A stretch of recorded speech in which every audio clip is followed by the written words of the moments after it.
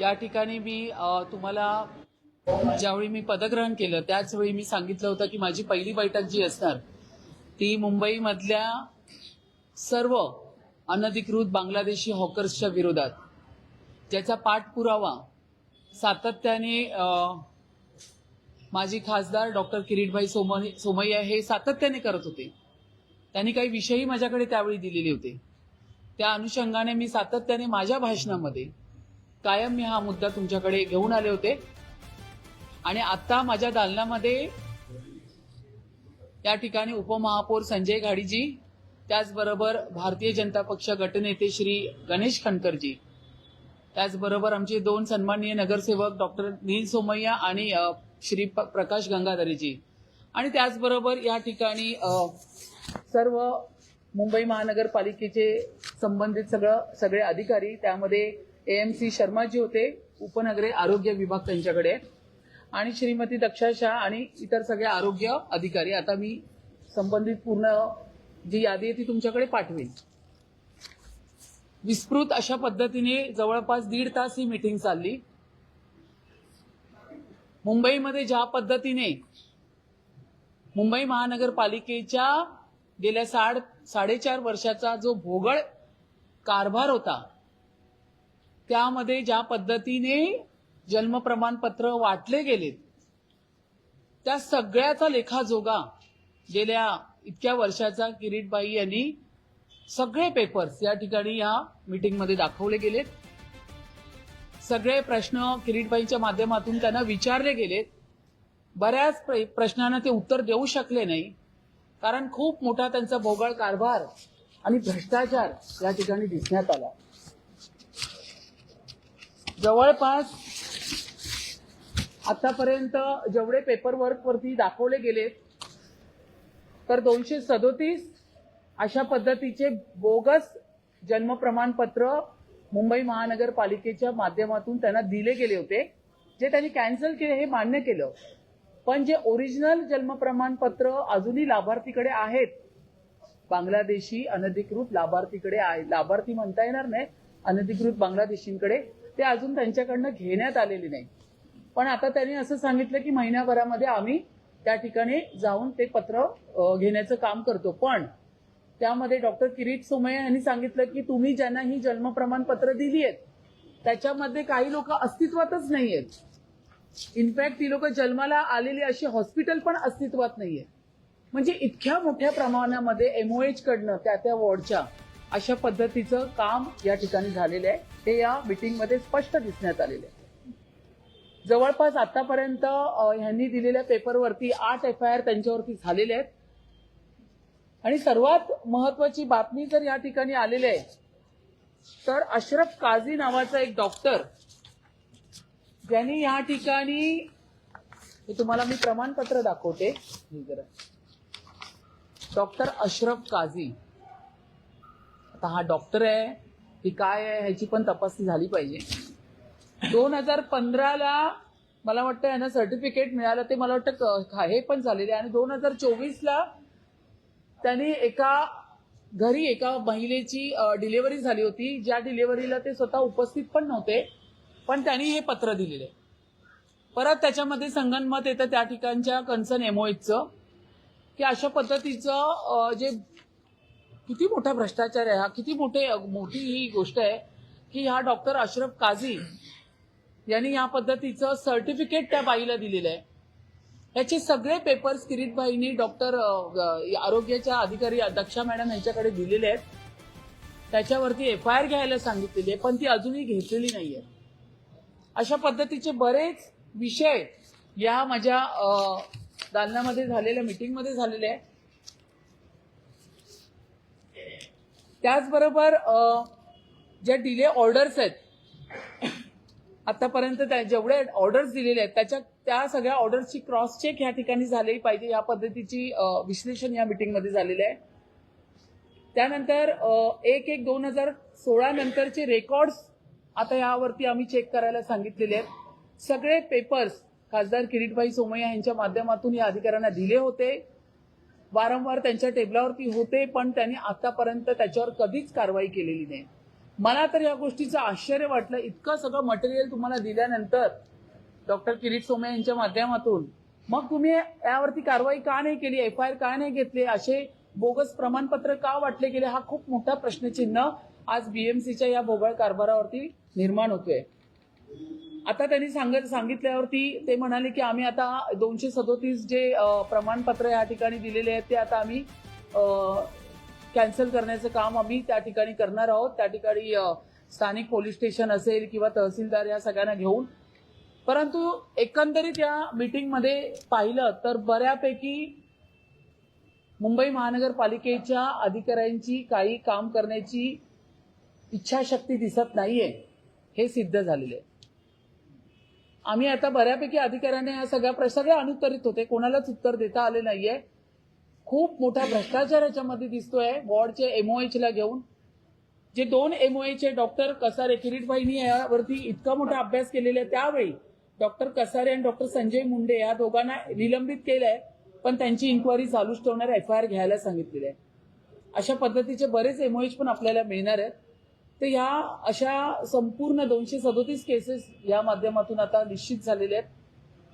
त्यांचे NOC cancel केलेले, प्रमाणपत्र कॅन्सल केलेले, पण आमचं असं म्हणणं आहे की त्यांच्याकडे अजूनही ओरिजिनल प्रमाणपत्र आहेत, ते त्यांच्याकडनं तुम्ही काढून घेतलंय का, तर ते अजून घेतलेलं नाहीये.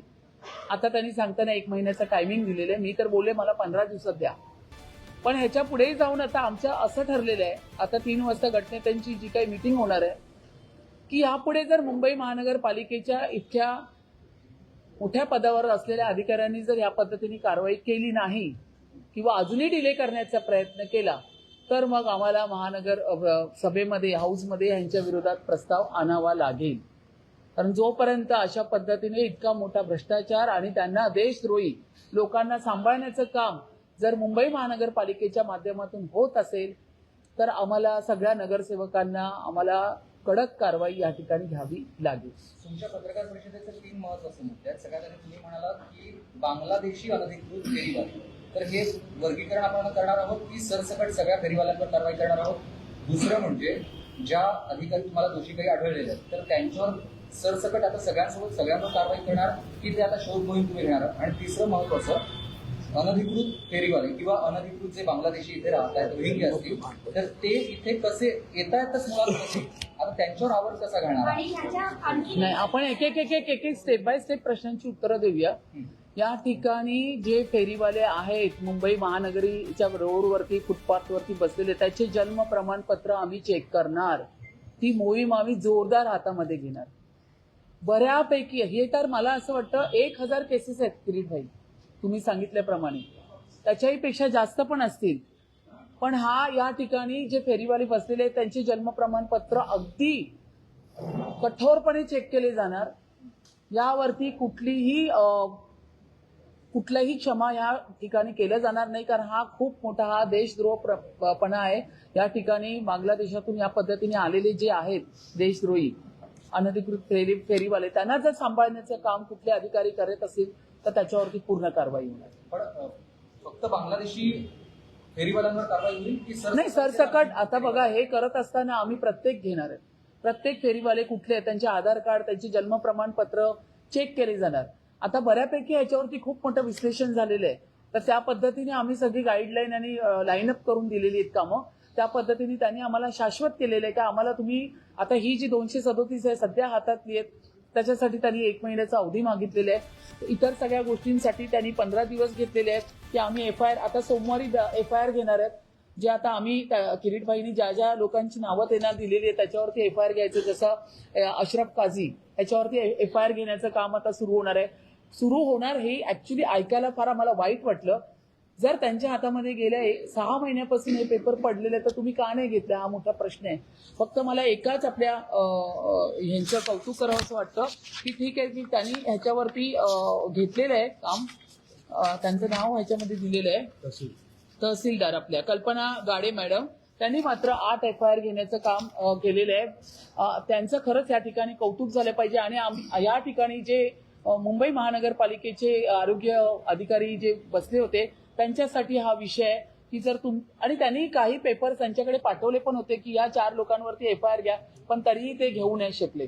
म्हणजे एकंदरीत या मुंबई महानगरपालिकेचे जे AMC असतील किंवा त्यांच्या अंडर जे अधिकारी असतील त्यांचा हा कारभार या मिटिंगच्या माध्यमातून दिसण्यात आलेला आहे.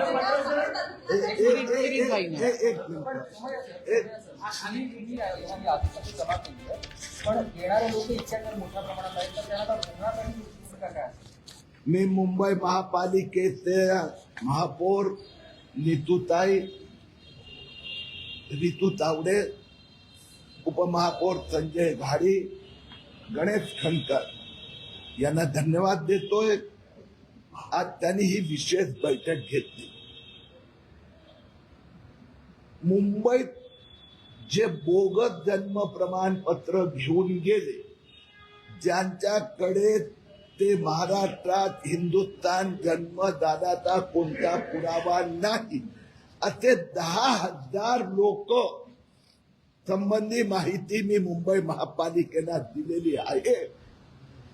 गेले अनेक महिने पाठपुरावा करीत आहोत. मुंबई महापालिकेचं माफिया राज संपण्याचा आज पहिला पुरावा आहे.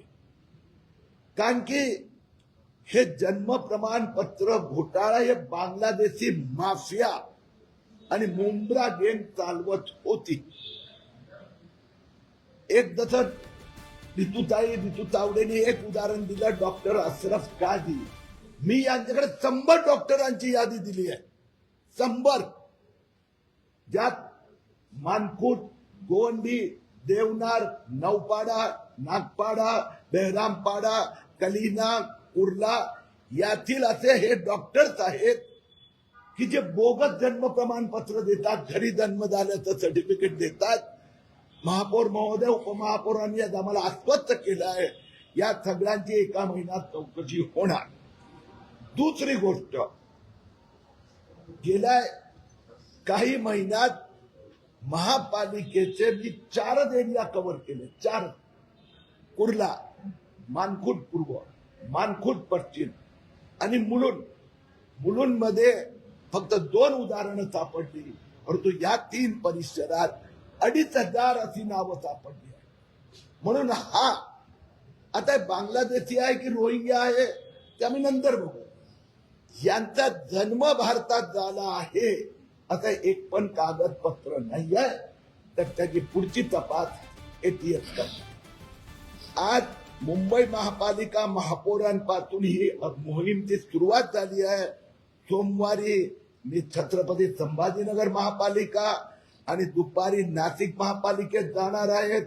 नंतर अकोला आणि अमरावती पुढच्या आठवड्यात. सगळ्या महापालिकेत जिथे महायुतीचे महापौर निवडून आले आहेत त्या सगळ्या असाच मीटिंग एका महिन्याचा आज पूर्ण होणार. बांगलादेशी अपात्र लोकांना महाराष्ट्रात राहायला मिळणार नाही.